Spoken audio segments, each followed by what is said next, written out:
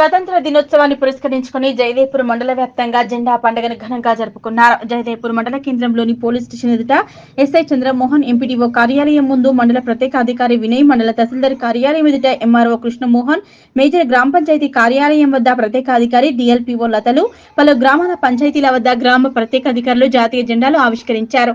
అలాగే కుల సంఘాలు, యువజన సంఘాలు, రాజకీయ పార్టీల కార్యాలయాల ఎదుట మువ్వెన్నెల జెండాను ఎగురవేశారు. ఈ సందర్భంగా పలు పాఠశాలల విద్యార్థులు మహనీయుల వేషధారణతో పురవీధుల గుండా నినాదాలు చేస్తూ ర్యాలీలు నిర్వహించారు. ఈ కార్యక్రమంలో మాజీ సర్పంచులు, ఎంపీటీసీలు, ప్రజాప్రతినిధులు, వివిధ శాఖల అధికారులు, ఉపాధ్యాయ యువకులు, విద్యార్థులు పాల్గొన్నారు.